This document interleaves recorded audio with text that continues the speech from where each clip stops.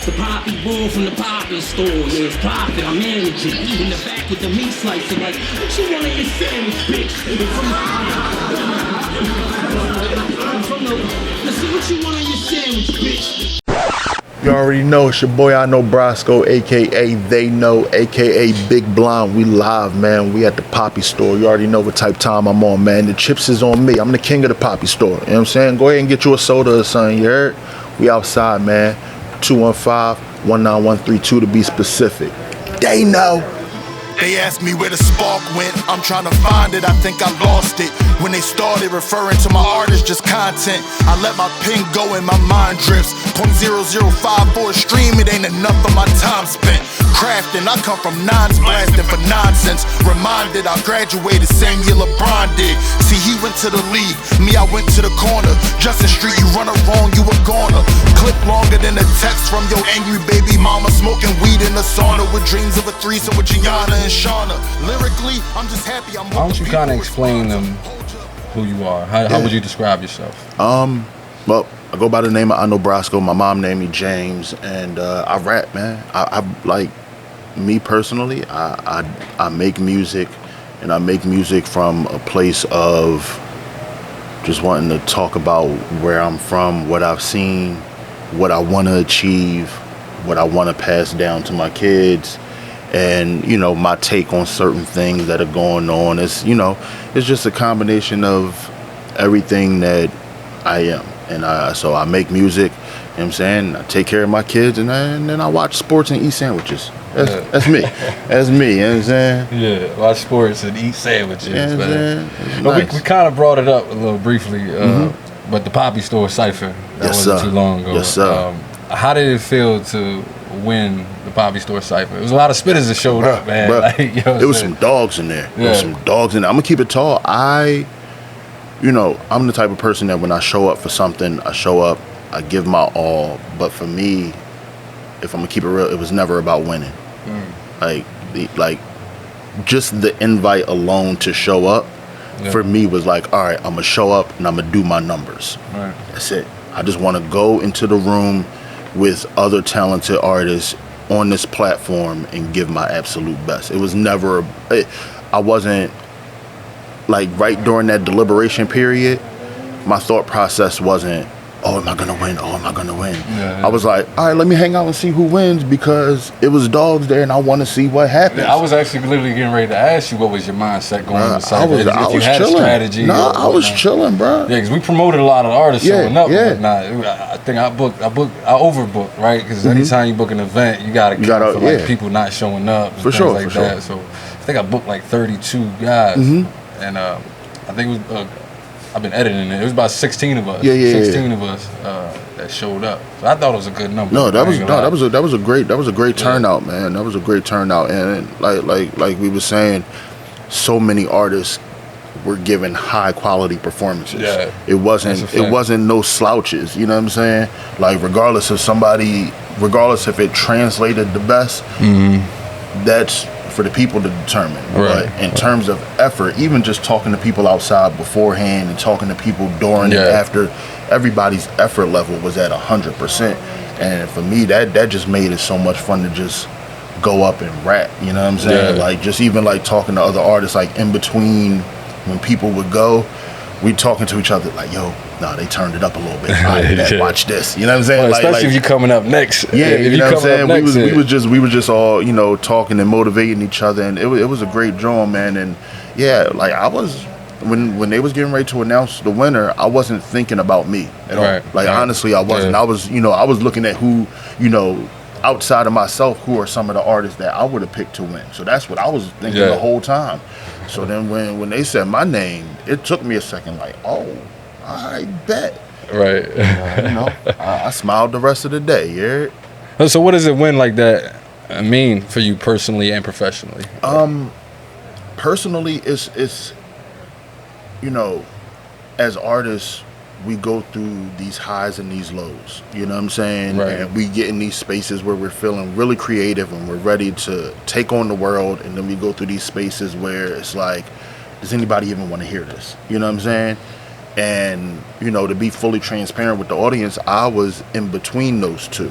You know what I'm saying?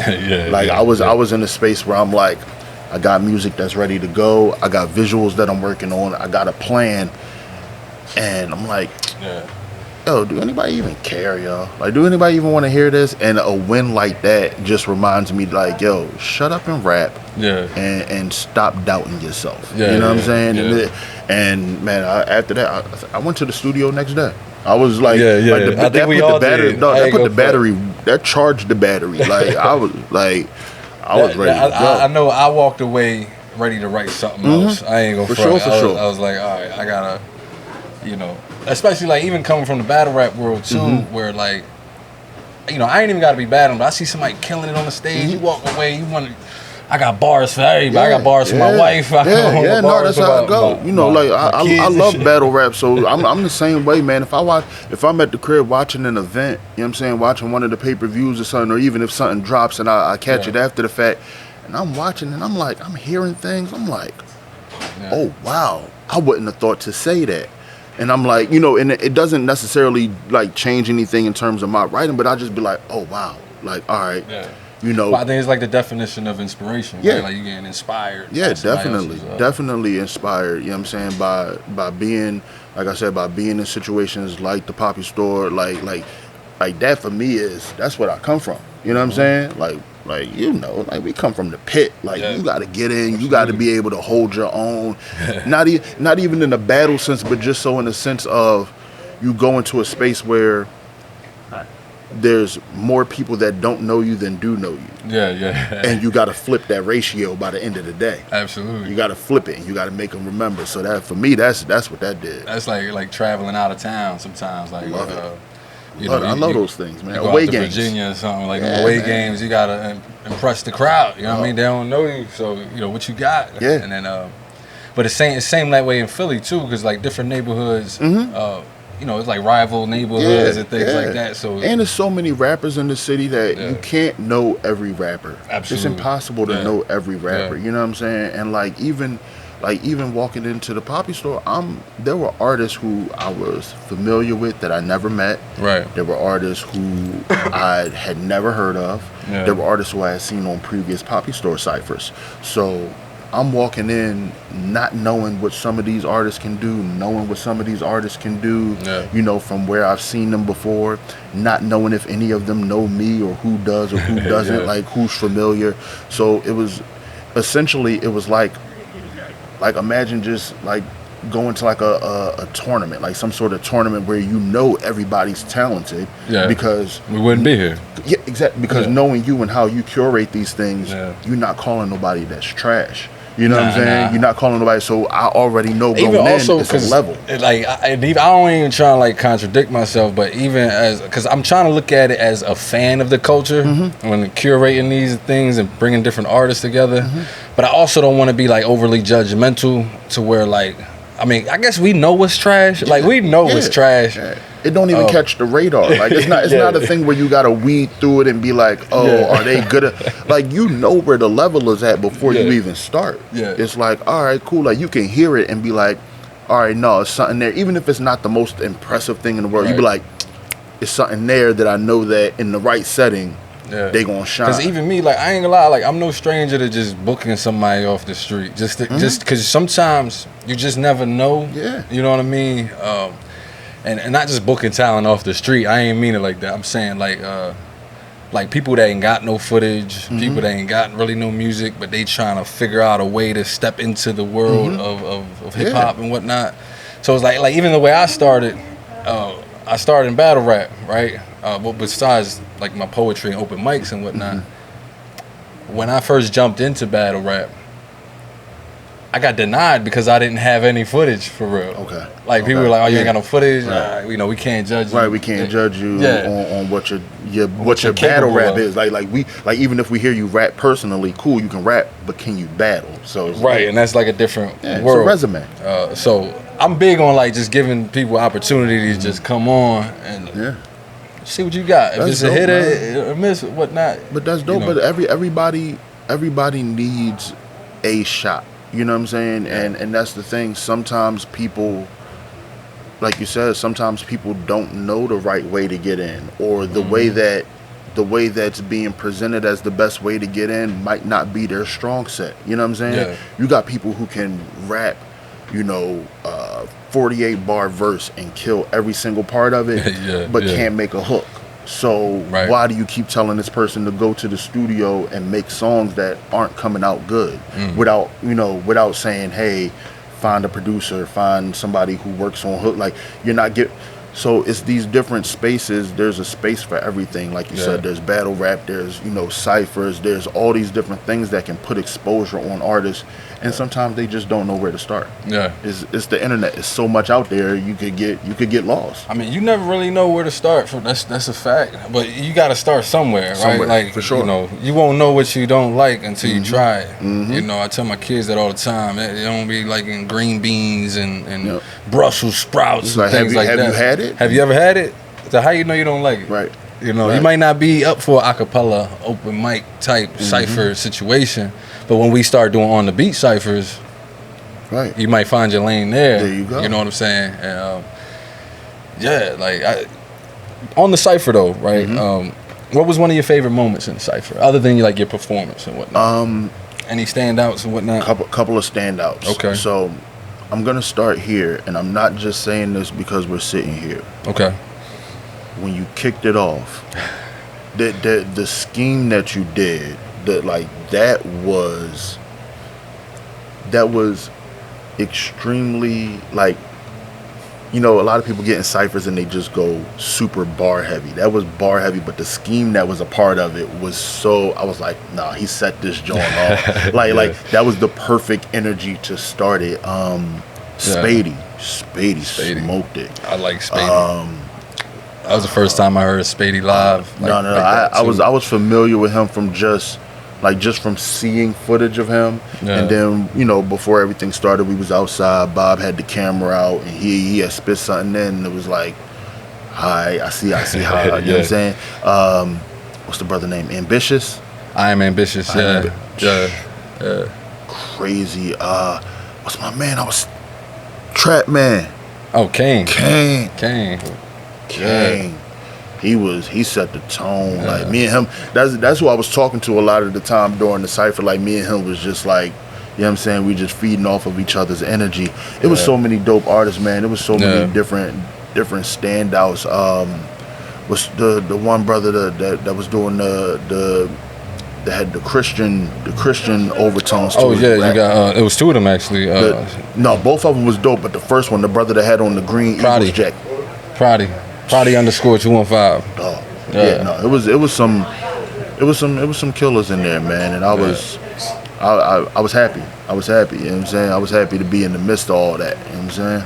Yeah, it was a good joint. Yeah, absolutely. What do you think sets your style apart from the other guys in the cypher? Like, I mean, just in general, man. Nobody can be you more than you can be you. You know what I'm saying? Yeah. And there are certain wrinkles to the way that I write that I'm aware of now that I wasn't always aware of. It took for me to grow into my artistry. Right. But there are certain wrinkles and certain things that I like to do, and then flip into different ways that I know set me apart from anybody else, because even though they say no idea is original, your thought process and how to present it can be. So even if it's something that similar that may have been said in the universe, I know that I put my own spin on it. You know what I'm saying? That happens all the time. Like, I know that for a fact. I can bring it back to battle rap. Yeah. Where you come up with a line like, oh, that was hard as nails.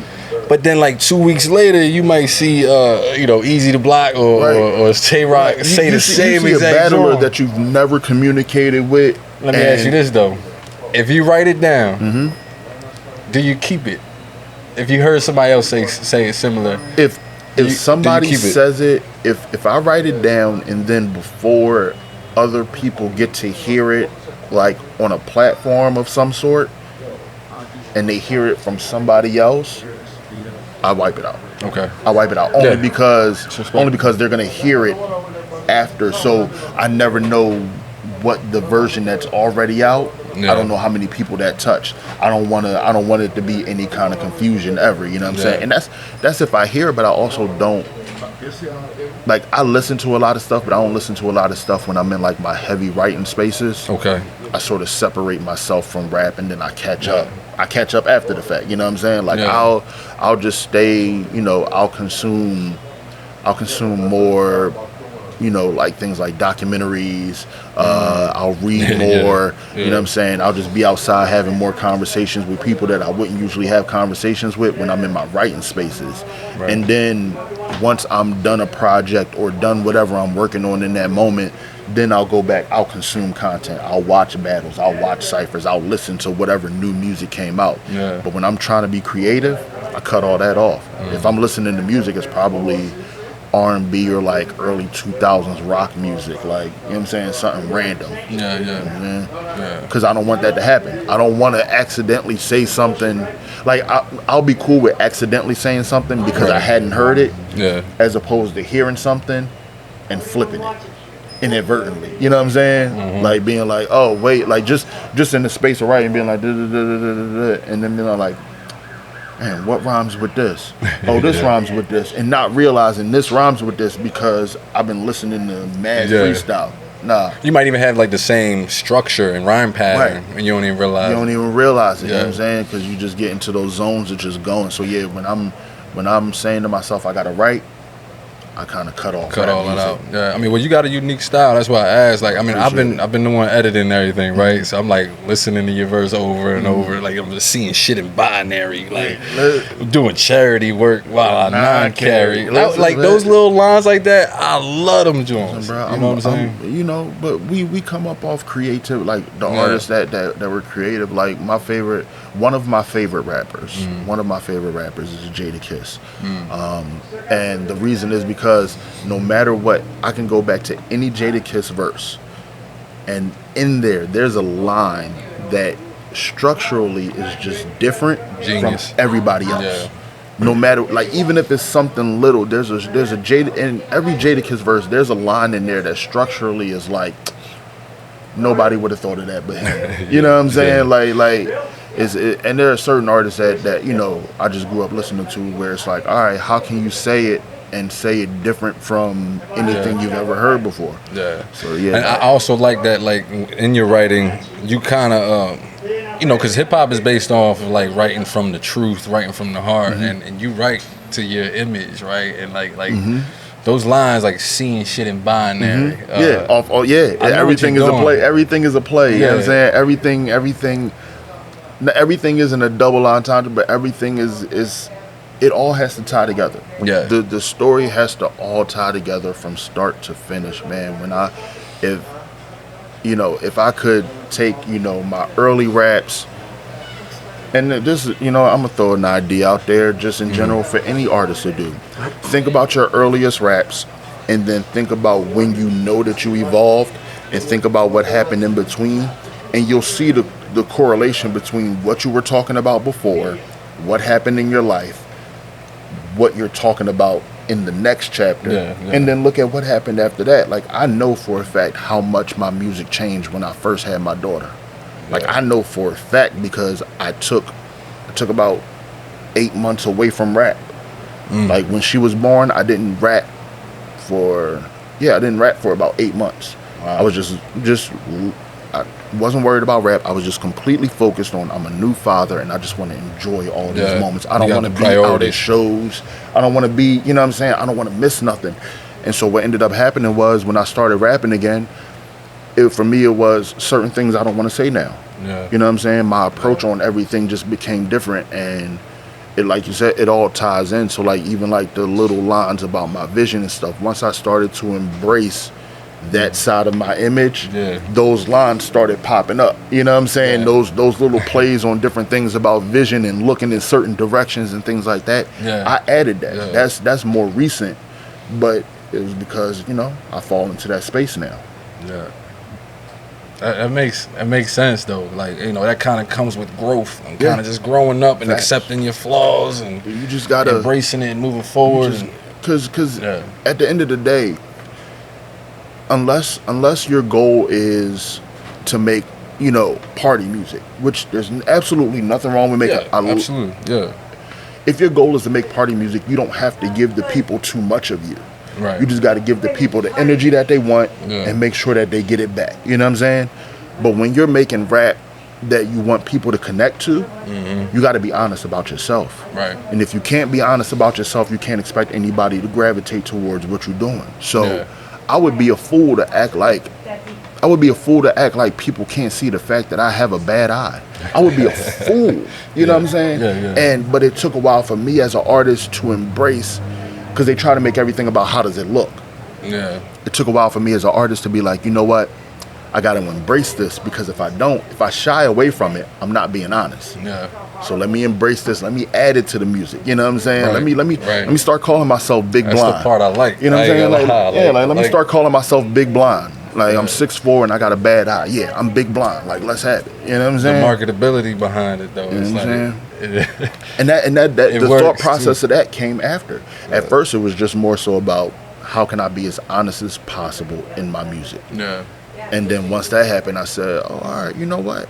That's catchy. Let's run with it. You know what I'm saying? Like, that's the title of my next project, Big Blind. Oh, shit. Just, we here. Like, why not? You know what I'm saying? Right.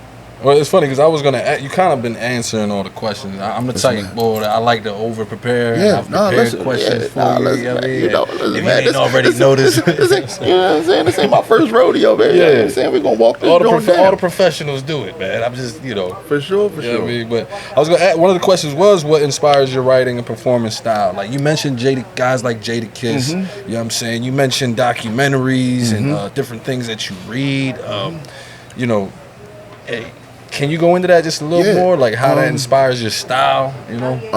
So it's really like two separate influences. So if we're talking just in terms of writing and thought process it and just grabbing information, for me it's really about now, and I'll say more so now than ever, it's more so about learning and providing information in certain cases. Yeah. And it's also a space of I want to be considered one of the nicest.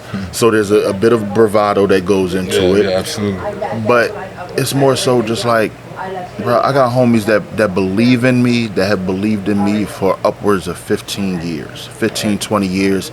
And sometimes I just write things that I know when they hear it, they're gonna be like, yeah, that's my boy. You know what I'm saying? That's the one.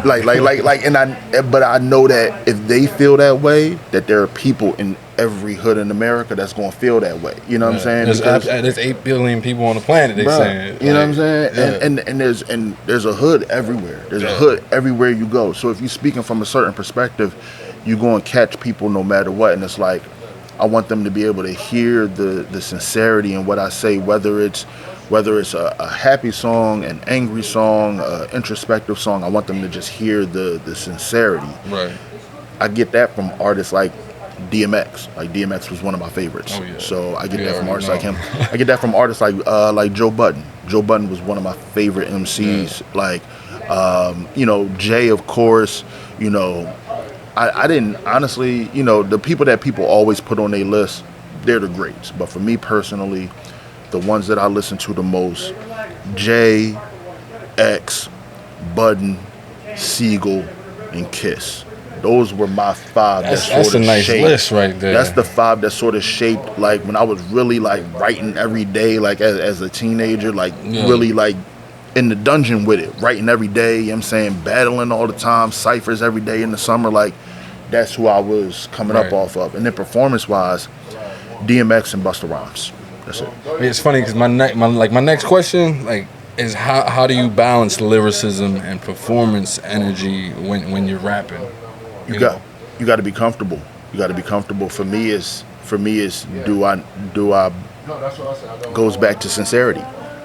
I mean everything I say. In the interview prior to the Cypher, right? You asked me. You said something to the effect of, what's the impression that you want to leave? Like, what do you want the people? What's the message you want to leave? Yeah. And my memory ain't the best, but I definitely remember saying, I just want people to know that I mean every single word that I say.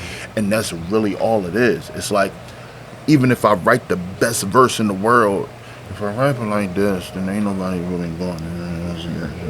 I gotta own what you say. I'm gonna say it. I'm gonna say it, and I'm gonna say it in a way that I want you to know that I meant it when I wrote it. I meant it when I memorized it. I mean it when I'm saying it to you. And if it's on a record, I want you to take that with you and know that every time you play it, I meant it. Yeah. You know what I'm saying? So that's for me where it comes from. Is like, I gotta, if nothing else, I want you to know that I mean it. Yeah, I mean, I agree though, cause like you can kind of you can even with a dope delivery and dope performance, like you can make the simplest shit sound crazy. Like, you know what I'm saying? Crazy. Like, and even with the creative lines, like the creative lines are dope, but if you don't say them, like, and that comes from practice and like we was talking about earlier. You know, I went to the high school for creative and performing arts. I was a theater major. Okay. So my early teenage years of rapping, I also learned about stage performance. I learned about, like, you would be surprised how many artists I go see at different open mics or different performances, shows and showcases, and they don't understand that you just don't turn your back to the crowd while you're performing. Yeah. Like, they rapping and they talking to their DJ. Yeah. Why? He knows your raps already. Yeah. You know what I'm saying? So, but especially if we got a camera in your face, right? Like, I see that all the time. You know what I'm saying? Open mic nights. And, you know, in today's world, we live in like a content-driven world, to where like everywhere you go is going to be a camera now. They got to see you. So now you got to perform for the audience, the live audience in front of you. You got to perform for the camera, no matter what angle you at. You gotta bounce. You gotta be able to acknowledge those pivot points. And that comes from, like, for me, like I said, luckily, you know, I had a little bit of training in that, but that also comes from rehearsal. And not even just like just saying your raps. Like, you gotta really rehearse your performance. And that's the thing a lot of people leave out, is they think, oh, I know my raps, I'll get up there and I'll say them. But I'm, you know, like, I'll even in preparing for the Papi Store Cypher, when I knew what I was gonna rap, I said to myself, all right, I know this like the back of my hand, but it's a cappella. I'm in a room full of rappers. I've seen some of them perform. I know the energy some of them bring. I'm like, what am I going to do? And that's when I made a decision. I'm going to start, like, and you seen it because you edited it. When I started, I said my name. I took a deep breath. Yeah. Let's slow the room down. Yeah. Because I'm about to talk. I'm gonna rap. And I'm gonna talk. So let's slow the room down for a second. After I did that, opening line, boom. But I'm like you said, I'm here, I'm there. I talk to you. I shook somebody. I'm going. I in these love that spaces. you understood that. You gotta know where you at. Some of these dudes, they could do numbers on, especially on the beat. We talking about two different worlds, right? The instrumental lyricist and then the acapella lyricist. What he's talking about is like you interacting with people in the crowd, you're interacting with the camera, you're interacting with, and you're doing it in such a way that you're delivering it, and your delivery is dope too, though. You know what I mean? Like that voice inflection and being able to carry across to the room. It's practice, bro. It is. That's all it is. And I be trying to tell that to some of the guys that I've been meeting, right? Like, you know, after you see them perform an acapella joint, like, bro, you might either be better off on the beat Cypher that when we got coming up or whatnot, or if you implement some of these things in the acapella version of that verse, like certain pauses in between lines that you might carry over because that instrumental just doesn't stop, right? But in the acapella world, you can take you could throw commas in the midst of those lines. That's what you have to do, because especially with an acapella, the focus is on what you're saying. So you got to do one or two things. If you're saying a lot, you got to slow it down to a pace where it's digestible. Or sometimes people who are reliant on a flow pattern, you can get a flow pattern off in an acapella cypher, and as long as your words are clear, you can still keep your flow pattern as if you were on a beat. You can do that. You just have to make sure that you hit every single line at the you can't stumble if you're doing that. If you're doing flow, you can't stumble. But if you're doing a slower version, you can stumble and people not even realize it because you're pacing. You got to have a pace. Yeah. And that's, you know, sometimes in a cappella, you can change your pace. You can go from 35 to 65 miles an hour in between bars. You already know it's your boy iKnowBrasco, aka They Know, aka Big Blonde. We live, man. We at the Papi store. You already know what type time I'm on, man. The chips is on me. I'm the king of the Papi store. You know what I'm saying? Go ahead and get you a soda or something, you heard? We outside, man. 215-19132 to be specific. They know. They asked me where the spark went, I'm trying to find it, I think I lost it. When they started referring to my art as just content, I let my pen go and my mind drifts. 0.005 for a stream, it ain't enough of my time spent. Crafting, I come from nines blasting for nonsense. Reminded I graduated same year LeBron did. See, he went to the league, me I went to the corner. Justin Street, you run her wrong, you a goner. Clip longer than a text from your angry baby mama. Smoking weed in the sauna with dreams of a threesome with Gianna and Shauna.